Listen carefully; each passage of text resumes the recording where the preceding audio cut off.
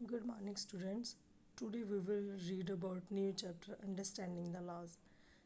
It means कानूनां दी समझ. You may be familiar with the some laws such as those what specific the age of marriage, the age of which a person can vote. ਹੁਣ ਤੱਕ ਤੁਸੀਂ ਕੁਝ ਅਜਿਹੇ ਕਾਨੂੰਨਾਂ ਬਾਰੇ ਜਾਣਦੇ ਹੋਗੇ ਜਿਹਦੇ ਵਿੱਚ ਮੈਰਿਜ ਦੀ ਏਜ ਨੂੰ ਉੱਤੇ ਵੋਟਿੰਗ ਕਰਨ ਦੀ ਏਜ ਕੀ ਆ ਫਿਕਸ ਕੀਤੀ ਗਈ ਹੈ। ਜਿਵੇਂ ਮੈਰਿਜ ਵਾਸਤੇ ਲੜਕੇ ਦੀ ਉਮਰ 21 ਈਅਰ ਔਰ ਲੜਕੀ ਦੀ ਏਜ ਕੀ ਆ 18 ਈਅਰ ਜਿਹੜੀ ਆ ਬਿਲਕੁਲ ਪਰਫੈਕਟ ਮੰਨੀ ਗਈ ਆ। ਅਤੇ ਵੋਟਿੰਗ ਵਾਸਤੇ ਕੋਈ ਵੀ ਪਰਸਨ ਜਿਹਦੀ ਏਜ 18 ਜਾਂ 18 ਦੇ ਅਬਾਵ ਆ ਉਹਨੂੰ ਕੀ ਵੋਟਿੰਗ ਦਾ ਪੂਰਾ ਰਾਈਟ ਆ। ਉਸ ਤੋਂ ਬਾਅਦ perhaps even the laws dealing with the buying and selling of a property. ਕੁਝ ਅਜਿਹੇ ਕਾਨੂੰਨ ਵੀ ਹੈ ਜਿਹਦੇ ਵਿੱਚ ਤੁਸੀਂ ਆਪਣੀ ਪ੍ਰੋਪਰਟੀ ਨੂੰ ਡੀਲ ਕਰ ਸਕਦੇ ਹੋ, ਸੇਲ ਕਰ ਸਕਦੇ ਹੋ ਜਾਂ ਫਿਰ ਬੋਏ ਕਰ ਸਕਦੇ ਹੋ। ਅਜਿਹਾ ਕਰਨ ਉੱਤੇ ਕਿਸੇ ਦਾ ਵੀ ਤੁਹਾਡੇ ਉੱਤੇ ਕੋਈ ਦਬਦਬਾ ਨਹੀਂ ਹੋਏਗਾ। ਵੀ ਨੋ ਦੈਟ ਆ parliament is in charge of ਆ ਮੇਕਿੰਗ ਲਾਜ਼। ਹੁਣ ਤੱਕ ਤੁਸੀਂ ਇਹ ਵੀ ਜਾਣ ਚੁੱਕੇ ਹੋ ਕਿ ਕਾਨੂੰਨ ਬਣਾਉਣ ਦੀ ਜਿਹੜੀ ਜ਼ਿੰਮੇਵਾਰੀ ਹੈ ਕਿਸ ਦੀ ਹੈ, ਪਾਰਲੀਮੈਂਟ ਦੀ ਆ। To these laws apply to everyone. ਅਜਿਹੇ ਜਿਹੜੇ ਕਾਨੂੰਨ ਬਣਾਏ ਆ ਕਿ ਉਹ ਸਾਰਿਆਂ ਦੇ ਉੱਤੇ ਇੱਕ ਹੀ ਤਰ੍ਹਾਂ ਲਾਗੂ ਹੁੰਦੇ ਆ। How do new ਲਾਜ਼ came into being. ਜਿਹੜੇ ਨਵੇਂ ਕਾਨੂੰਨ ਬਣਾਏ ਗਏ ਆ ਉਹਨਾਂ ਦਾ ਅਸਤਿਤਵ ਕਿਸ ਤਰ੍ਹਾਂ ਦਾ ਹੋਣਾ ਚਾਹੀਦਾ ਵਾ। ਵਟ ਸ਼ੁੱਡ ਵੀ ਆ ਸਿਟੀਜ਼ਨ ਡੂ ਅੰਡਰ ਸੱਚ ਸਰਕਮਸਟਾਂਸਿਸ। ਕਿ ਇੱਕ ਭਾਰਤੀ ਨਾਗਰਿਕ ਹੋਣ ਦੇ ਨਾਤੇ ਅਜਿਹੀਆਂ ਪਰਿਸਥਿਤੀਆਂ ਵਿੱਚ ਤੁਸੀਂ ਕੀ ਕਰਨਾ ਚਾਹੋਗੇ। Do laws apply to all. ਇਹ ਜਿਹੜੇ ਕਾਨੂੰਨ ਆ ਕਿ ਸਾਰਿਆਂ ਦੇ ਉੱਤੇ ਇੱਕ ਹੀ ਤਰ੍ਹਾਂ ਲਾਗੂ ਹੁੰਦੇ ਆ।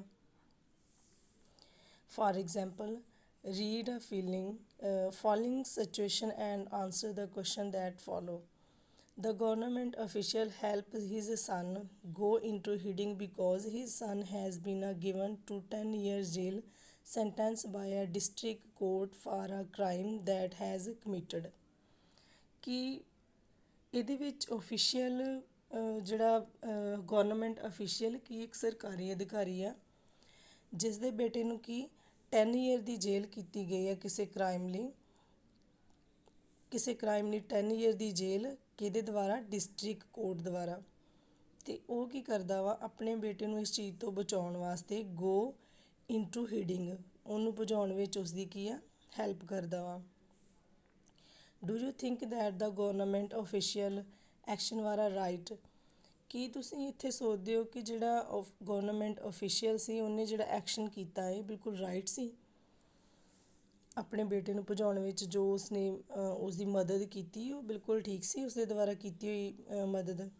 Should his a son be exempt from the law just because his father is coming economically and politically powerful. Exempt ਹੁੰਦਾ ਵਾ ਮੁਕਤ ਕਰਵਾਉਣਾ। ਉਹ ਆਪਣੇ ਬੇਟੇ ਨੂੰ ਸਜ਼ਾ ਤੋਂ ਮੁਕਤ ਕਰਵਾਉਣਾ ਚਾਹੁੰਦਾ ਸੀ ਇਸ ਕਰਕੇ ਕਿਉਂਕਿ ਉਹ ਪੋਲੀਟੀਕਲੀ ਪਾਵਰਫੁਲ ਸੀ ਜਾਂ ਇਕਨੋਮਿਕਲੀ ਪਾਵਰਫੁਲ ਸੀ। ਇਸ ਕਰਕੇ ਉਹ ਚਾਹੁੰਦਾ ਸੀ ਕਿ ਮੈਂ ਆਪਣੇ ਬੇਟੇ ਨੂੰ ਭਜਾ ਕੇ ਅਤੇ ਉਸਨੂੰ ਕਾਨੂੰਨ ਤੋਂ ਜਿਹੜੀ ਸੀ ਸਜ਼ਾ ਤੋਂ ਮੁਕਤ ਕਰਵਾ ਸਕਦਾ ਵਾਂ। Next above is clear case of violation the law. ਅਜਿਹੇ ਇਸ ਤਰ੍ਹਾਂ ਦੇ ਜਿਹੜੇ ਕੇਸ ਆ ਕਿ ਕਾਨੂੰਨ ਦੀ ਉਲੰਘਣਾ ਵੱਲ ਗੈਸਚਰ ਕਰਦੇ ਆ। Constituent assembly were agreed there should be no arbitrary exercise power in independent India. ਇਸ ਤੋਂ ਬਾਅਦ ਕੰਸਟੀਟਿਊਐਂਟ ਜਿਹੜੇ ਸੀ ਉਹਨਾਂ ਦੇ ਵਿੱਚ ਇੱਕ ਅਸੈਂਬਲੀ ਦੇ ਵਿੱਚ ਐਗਰੀਮੈਂਟ ਹੁੰਦਾ ਵਾ ਕਿ ਜਿਹੜੀ ਇੰਡੀਪੈਂਡੈਂਟ ਇੰਡੀਆ ਦੀ ਪਾਵਰ ਆ ਉਸਨੂੰ ਕੋਈ ਵੀ ਆਰਬਿਟਰੇਰੀ ਇਟ ਮੀਨਸ ਕਿ ਮਨਮਾਨੀ ਦੇ ਨਾਲ ਜਾਂ ਫਿਰ ਆਪਣੇ ਬੇਹੁਦਰੇਪਨ ਦੇ ਨਾਲ ਇਸ ਨੂੰ ਵਰਤ ਨਹੀਂ ਸਕਦਾ, ਇਸ ਨੂੰ ਯੂਜ਼ ਨਹੀਂ ਕਰ ਸਕਦਾ। Several provision is a constitution that would establish the rule of law. Rule of law ਵਾਸਤੇ ਕੰਸਟੀਟਿਊਸ਼ਨ ਦੇ ਅੰਦਰ ਕੁਝ ਜਿਹੜੀਆਂ ਪ੍ਰੋਵੀਜ਼ਨਸ ਵਾ ਉਹਨਾਂ ਨੂੰ ਕੀ ਆ ਸਟੇਬਲਿਸ਼ ਕੀਤਾ ਗਿਆ। ਨੈਕਸਟ ਇੱਕ ਹੋਰ ਇੰਪੋਰਟੈਂਟ ਜਿਹੜਾ ਕੰਮ ਸੀ ਉਹਦਾ ਕੀ ਸੀ ਕੰਸਟੀਟਿਊਸ਼ਨ ਦਾ। Important of these was that all person in independent India are equal before the law. ਕਿ ਚਾਹੇ ਉਹ ਕੋਈ ਵੀ ਪਰਸਨ ਸੀ, ਚਾਹੇ ਉਹ ਅਮੀਰ ਸੀ ਚਾਹੇ ਉਹ ਗਰੀਬ ਸੀ, ਡਜ਼ ਨਾਟ ਮੈਟਰ।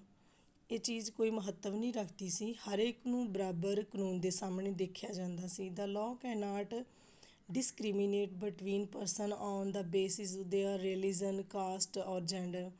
ਮਤਲਬ ਇਹ ਚੀਜ਼ਾਂ ਉੱਥੇ ਜਿਹੜੀਆਂ ਸੀ ਮੈਟਰ ਨਹੀਂ ਕਰਦੀਆਂ ਸੀ ਕਿ ਇਹ ਅਮੀਰ ਆ ਗਰੀਬ ਆ, ਕਿਸ ਧਰਮ ਦੇ ਨਾਲ ਸੰਬੰਧਿਤ ਆ, ਕਿਸ ਕਾਸਟ ਦੇ ਨਾਲ ਸੰਬੰਧਿਤ ਆ, ਸਾਰਿਆਂ ਨੂੰ ਕਾਨੂੰਨ ਦੇ ਸਾਹਮਣੇ ਬਰਾਬਰ ਦੇਖਿਆ ਜਾਂਦਾ ਸੀ।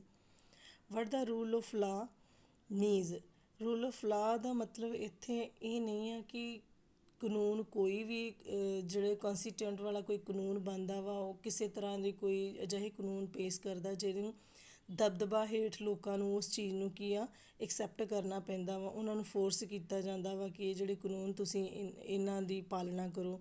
ਕਾਨੂੰਨ ਅਜਿਹੇ ਨਹੀਂ ਹੁੰਦੇ। What is the rule the law means is that all ਲਾਜ਼ apply equal in citizen of the country, ਕਿ ਕੰਟਰੀ ਦੇ ਵਿੱਚ ਰਹਿਣ ਵਾਲੇ ਸਾਰੇ ਜਿਹੜੇ ਲੋਕ ਆ ਉਹਨਾਂ ਦੇ ਉੱਤੇ ਇਕੁਅਲ ਤਰੀਕੇ ਦੇ ਨਾਲ ਜਿਹੜਾ ਕਾਨੂੰਨ ਸੀ ਉਹ ਕਿ ਲਾਗੂ ਹੁੰਦਾ ਵਾ। Neither government official, a wealthy person, even president of a country is above the law.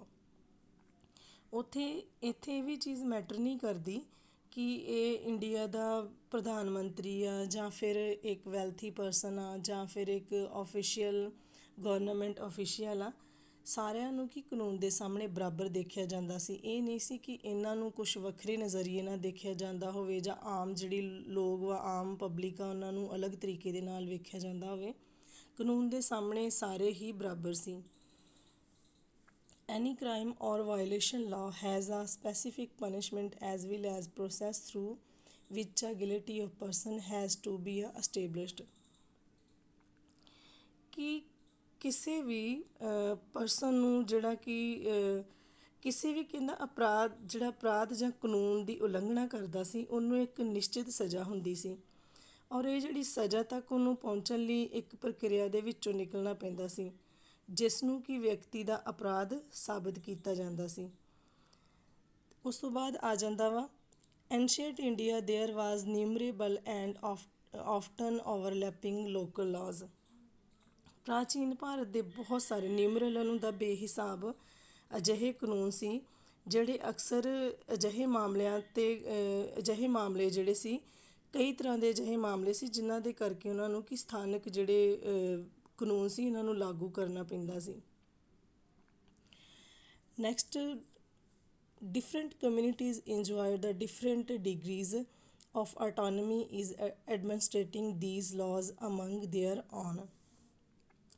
ਵੱਖ-ਵੱਖ ਜਿਹੜੀ ਡਿਫਰੈਂਟ ਕਮਿਊਨਿਟੀਜ਼ ਸੀ ਉਹ ਕੀ ਕਰਦੇ ਸੀ ਕਿ ਉਹਨਾਂ ਦੇ ਆਪਣੇ ਜਿਹੜੇ ਅਧਿਕਾਰ ਖੇਤਰ ਹੁੰਦੇ ਸੀ ਉਹਨਾਂ ਦੇ ਵਿੱਚ ਆਪਣੇ ਹਿਸਾਬ ਨਾਲ ਉਹ ਕੀ ਕਾਨੂੰਨਾਂ ਨੂੰ ਲਾਗੂ ਕਰਦੇ ਸੀ ਔਰ ਅਜਿਹਾ ਕਰਨ ਵਾਸਤੇ ਉਹਨਾਂ ਨੂੰ ਬਿਲਕੁਲ ਆਜ਼ਾਦ ਸੀ। In some case the punishment that to a person received for some crime varied depending on their caste background with lower castes being more harshly penalised. ਕੁਛ ਮਾਮਲੇ ਜਿਹੜੇ ਸੀ ਉਹ ਜਾਤੀ 'ਤੇ ਆਧਾਰਿਤ ਵੀ ਹੁੰਦੇ ਸੀ ਕਿ ਇੱਕ ਹੀ ਅਪਰਾਧ ਲਈ ਅਲੱਗ-ਅਲੱਗ ਵਿਅਕਤੀ ਨੂੰ ਅਲੱਗ-ਅਲੱਗ ਜਿਹੜੀ ਕਿ ਸਜ਼ਾ ਦਿੱਤੀ ਜਾਂਦੀ ਸੀ। ਜਿੱਦਾਂ ਹੇਠਲੀ ਜਾਤੀ ਦੇ ਲੋਕ ਸੀ ਉਹਨਾਂ ਨੂੰ ਕੁਝ ਸਖਤ ਜਿਹੜੀਆਂ ਹਾਰਸ਼ਲੀ ਪਨਿਸ਼ਮੈਂਟ ਕੀਤਾ ਜਾਂਦਾ ਸੀ, ਬਹੁਤ ਜ਼ਿਆਦਾ ਕੀ ਆ ਸਖਤ ਸਜ਼ਾਵਾਂ ਦਿੱਤੀਆਂ ਜਾਂਦੀਆਂ ਸੀ। ਇਟ ਮੀਨਸ ਕਿ ਜਿਹੜੇ ਹਾਇਰ ਕਾਸਟ ਦੇ ਹੋਣਗੇ ਉਹਨਾਂ ਨੂੰ ਥੋੜ੍ਹੀ ਘੱਟ ਸਜ਼ਾ ਦਿੱਤੀ ਜਾਂਦੀ ਹੋਊਗੀ ਔਰ ਜਿਹੜੇ ਲੋਅਰ ਕਾਸਟ ਦੇ ਹੋਣਗੇ ਉਹਨਾਂ ਨੂੰ ਕੀ ਸਖਤ ਜਿਹੜੀਆਂ ਸਜ਼ਾਵਾਂ ਉਹ ਦਿੱਤੀਆਂ ਜਾਂਦੀਆਂ ਹੋਣਗੀਆਂ। ਨੈਕਸਟ ਆ ਜਾਂਦਾ ਵਾ often believed that it was the British colonialist who introduced the rule of law in India। ਬਹੁਤ ਸਾਰੇ ਲੋਕ ਜਿਹੜੇ ਇਸ ਗੱਲ 'ਤੇ ਵਿਸ਼ਵਾਸ ਕਰਦੇ ਆ ਕਿ ਜਿਹੜਾ ਉਹਨਾਂ ਦਾ ਦੇਸ਼ ਵਾ ਕਾਨੂੰਨ ਦਾ ਜਿਹੜਾ ਸ਼ਾਸਨ ਸੀ ਉਹਦੀ ਸ਼ੁਰੂਆਤ ਕਿਹਨਾਂ ਕੀਤੀ, ਅੰਗਰੇਜ਼ਾਂ ਨੇ ਕੀਤੀ ਸੀ। Some historians have disputed his a claim. ਅਤੇ ਬਹੁਤ ਸਾਰੇ ਇਤਿਹਾਸਕਾਰ ਅਜਿਹੇ ਵਾ ਜਿਹੜੇ ਇਹ ਜਿਹੜੀ ਗੱਲ ਵਾ ਇਹਦੇ 'ਤੇ ਕਾਫੀ ਵਾਦ ਵਿਵਾਦ ਵਿੱਚ ਰਹਿ ਚੁੱਕੇ ਆ। ਉਹਨਾਂ ਦਾ ਮੰਨਣਾ ਵਾ ਕਿ ਅਜਿਹਾ ਨਹੀਂ ਸੀ। ਫਸਟ ਉਹਨਾਂ ਦਾ ਰੀਜ਼ਨ ਕੀ ਆ ਕਿ ਦਾ ਕਲੋਨੀਅਲ ਲਾਅ ਵਾਜ਼ ਆਰਬਿਟਰੇਰੀ, ਕਿ ਜਿਹੜਾ ਇਹਨਾਂ ਦਾ ਕਾਨੂੰਨ ਸੀ ਬ੍ਰਿਟਿਸ਼ ਸਰਕਾਰ ਦਾ ਇਹ ਕੀ ਮਨਮਾਨੀ 'ਤੇ ਆਧਾਰਿਤ ਸੀ।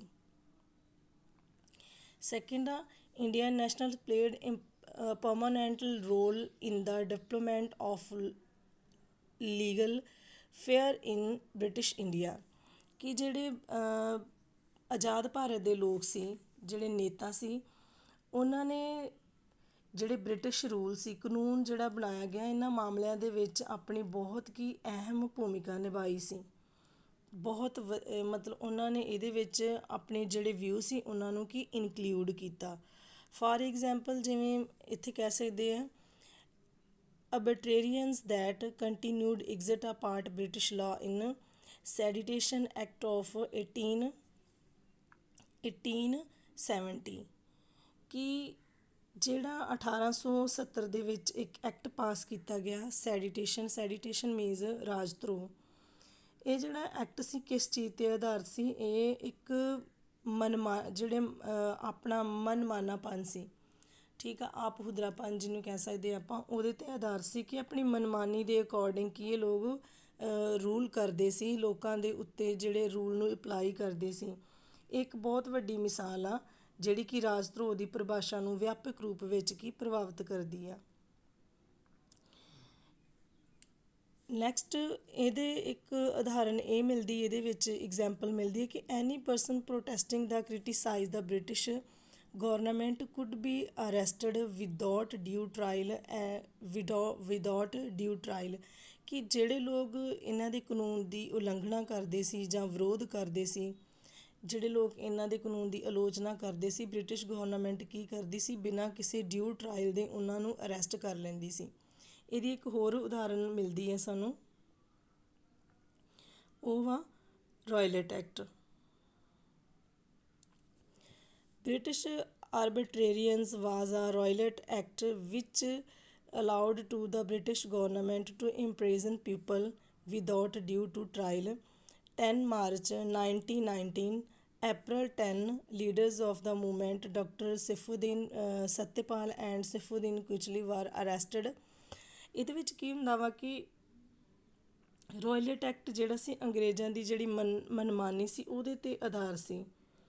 ਇਸ ਕਾਨੂੰਨ ਦੇ ਜ਼ਰੀਏ ਕੀ ਕਰਦੇ, ਬ੍ਰਿਟਿਸ਼ ਸਰਕਾਰ ਬਿਨਾਂ ਕਿਸੇ ਮੁਕੱਦਮਾ ਚਲਾਏ ਲੋਕਾਂ ਨੂੰ ਬਿਨਾਂ ਕਿਸੇ ਜੇਲ੍ਹ ਦੇ ਵਿੱਚ ਬਿਨਾਂ ਕਿਸੇ ਜੇਲ੍ਹ ਕੀਤੇ ਅਤੇ ਬਿਨਾਂ ਉਹਨਾਂ ਨੂੰ ਸੂਚਿਤ ਕੀਤੇ ਕਿ ਅਰੈਸਟ ਕਰ ਲੈਂਦੀ ਸੀ, ਜਿਹਨੂੰ ਕਿ ਰੋਇਲਟ ਐਕਟ ਦਾ ਨਾਂ ਦਿੱਤਾ ਗਿਆ। ਰੋਇਲਟ ਐਕਟ ਦੇ ਪ੍ਰੋਟੈਸਟ ਵਾਸਤੇ ਮਹਾਤਮਾ ਗਾਂਧੀ, ਹੋਰ ਵੀ ਕਾਫੀ ਮਹਾਨ ਲੀਡਰਸ, ਉਹ ਕਿ ਇਸ ਦੇ ਖਿਲਾਫ ਕਾਫੀ ਖਿਲਾਫ ਸੀ ਅਤੇ ਭਾਰਤੀਆਂ ਨੇ ਇਹਦਾ ਵਿਰੋਧ ਕੀਤਾ। ਇਸ ਦੇ ਵਿਰੋਧ ਦੇ ਬਾਵਜੂਦ ਜਿਵੇਂ 10 ਮਾਰਚ 1919 'ਚ ਰੋਇਲਟ ਐਕਟ ਜਿਹੜਾ ਉਹ ਲਾਗੂ ਕਰ ਦਿੱਤਾ ਗਿਆ, ਜਦ ਕਿ ਲੋਕ ਇਸ ਚੀਜ਼ ਦਾ ਪ੍ਰੋਟੈਸਟ ਕਰ ਰਹੇ ਸੀ, ਪਰ ਉਹਨਾਂ ਦੇ ਪ੍ਰੋਟੈਸਟ ਦੇ ਬਾਵਜੂਦ ਵੀ ਇਸ ਨੂੰ ਕੀ ਇੰਪਲੀਮੈਂਟ ਕਰ ਦਿੱਤਾ ਗਿਆ।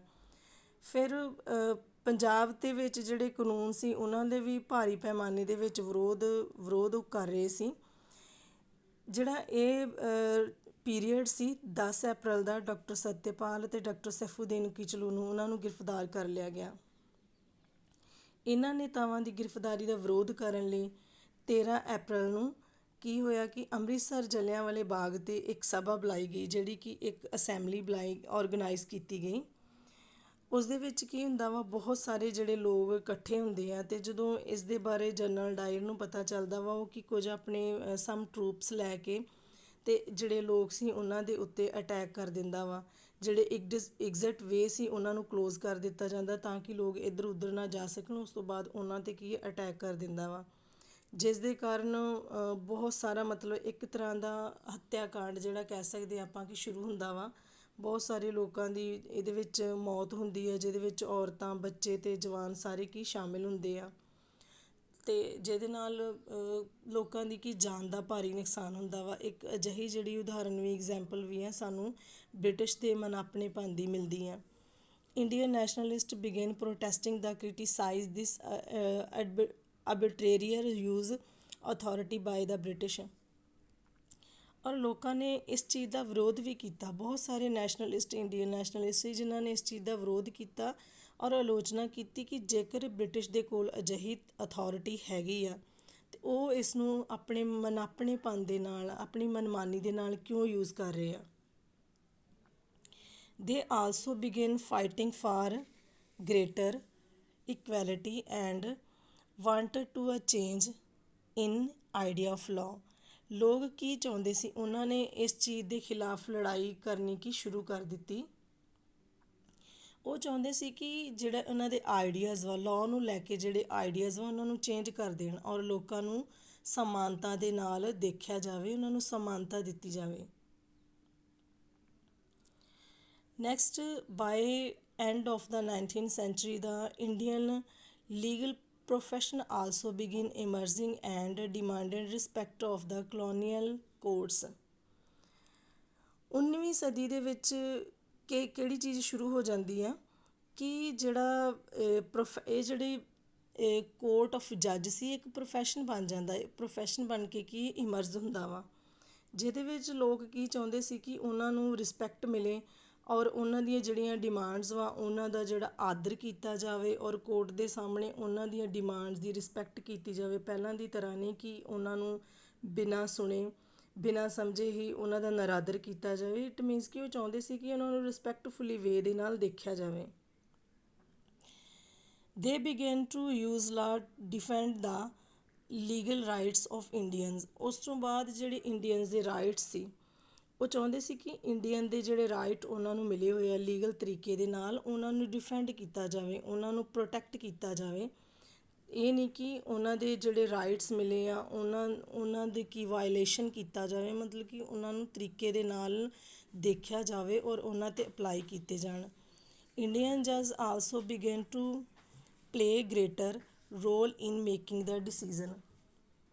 ਇੰਡੀਅਨ ਲੋਕ ਜਿਹੜੇ ਜੱਜ ਸੀ ਉਹ ਕਿਸੇ ਜਿਹੜੇ ਗ੍ਰੇਟਰ ਰੋਲ ਪਲੇ ਕਰਦੇ ਪਏ ਸੀ ਕਿ ਇਹਦੇ ਵਿੱਚ ਡਿਸੀਜ਼ਨ ਲੈਣ ਵਿੱਚ। ਠੀਕ ਹੈ।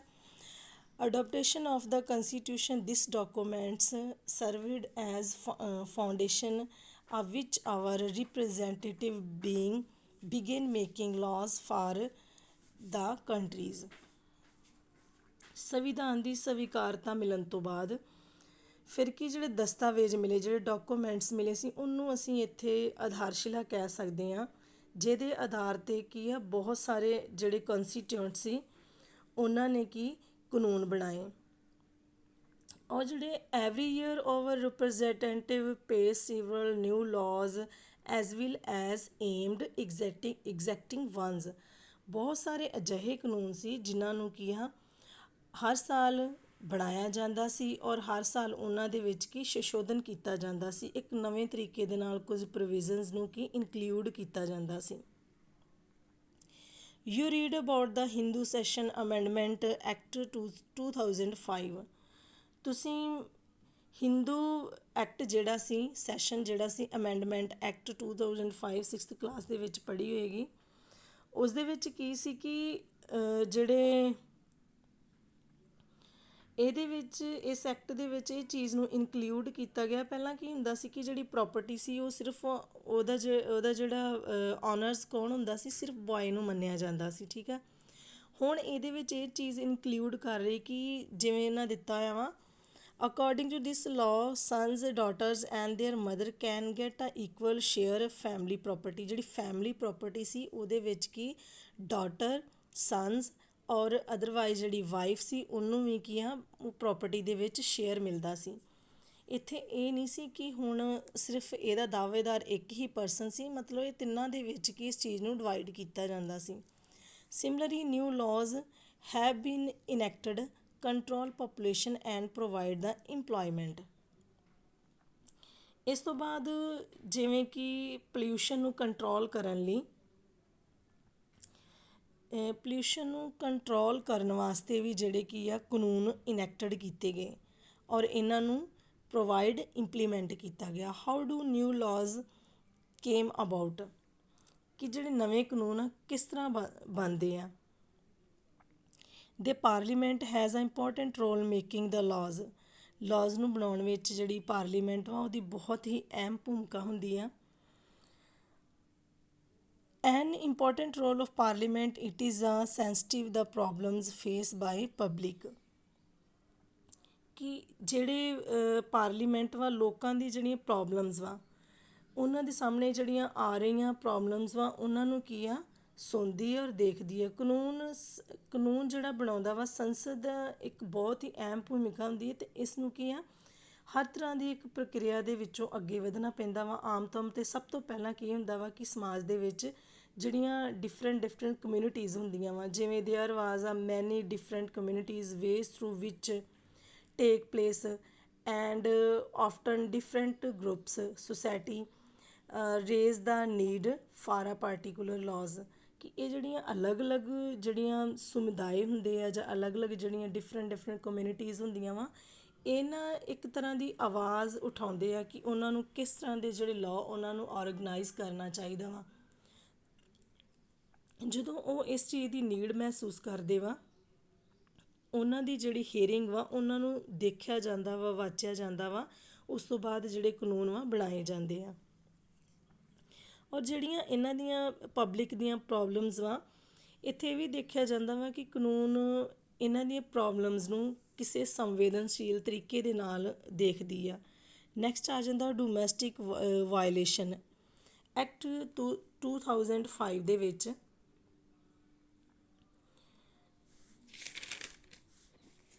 Understanding of the term domestic the include women who live or have lived together share the household with the male members। ਇਹਦੇ ਵਿੱਚ ਇਹ ਦੇਖਿਆ ਜਾਂਦਾ ਵਾ ਕਿ ਜਿਹੜਾ 2005 ਦੇ ਵਿੱਚ ਜਿਹੜਾ ਐਕਟ ਪਾਸ ਕੀਤਾ ਗਿਆ ਸੀ, ਕਿਹੜਾ ਸੀ ਉਹ, ਡੋਮੈਸਟਿਕ ਵਾਇਲੇਸ਼ਨ ਨੂੰ ਲੈ ਕੇ।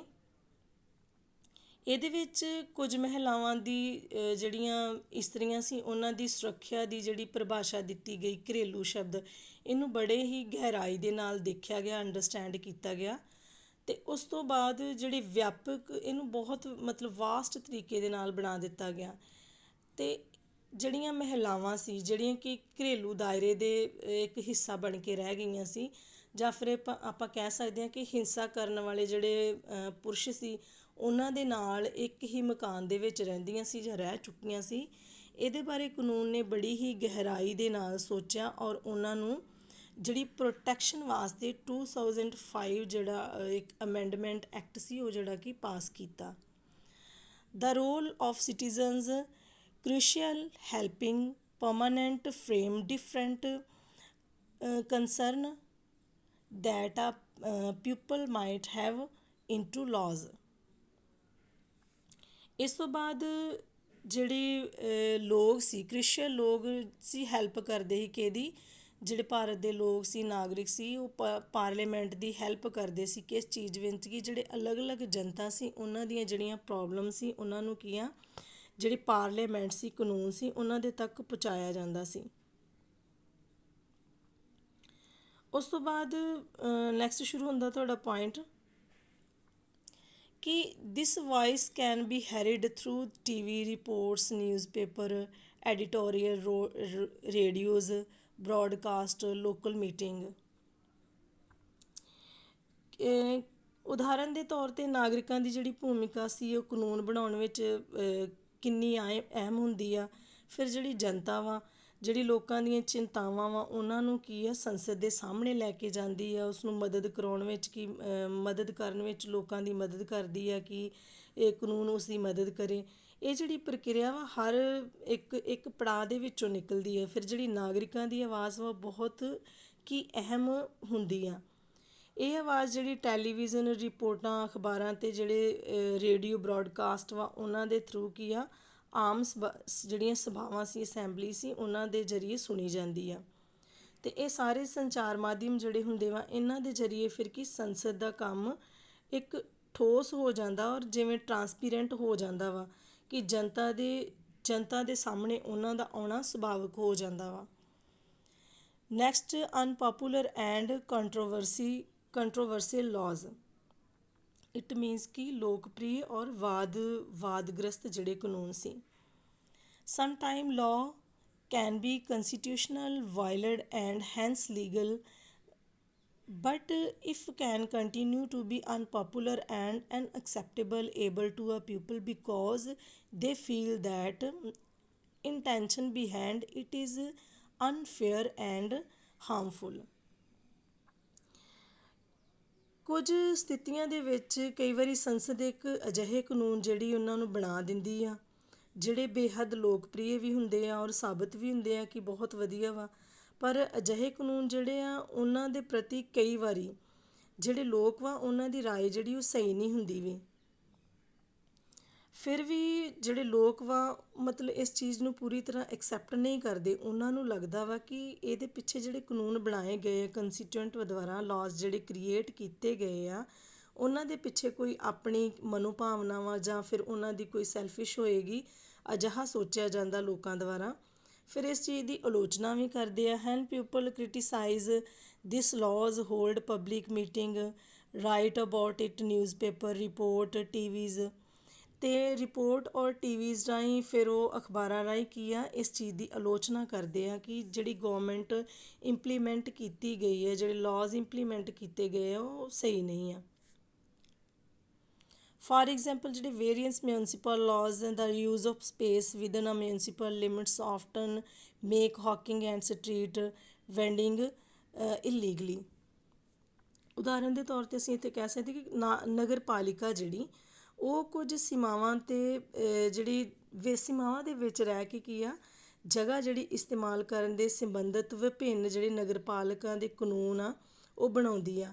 ਔਰ ਜਿਵੇਂ ਫੁੱਟਪਾਥ ਹੁੰਦੇ ਨੇ ਉਹਨਾਂ ਦੇ ਉੱਤੇ ਦੁਕਾਨਾਂ ਲਾਈਆਂ ਜਾਂਦੀਆਂ ਵਾ, ਜਿਹੜੇ ਹੌਕਰਸ ਹੁੰਦੇ ਆ, ਵੈਂਡਰਸ ਹੁੰਦੇ ਆ, ਉਹਨਾਂ ਨੂੰ ਕੀ ਹੈ ਗੈਰ ਕਾਨੂੰਨੀ ਸਮਝਦੇ ਆ।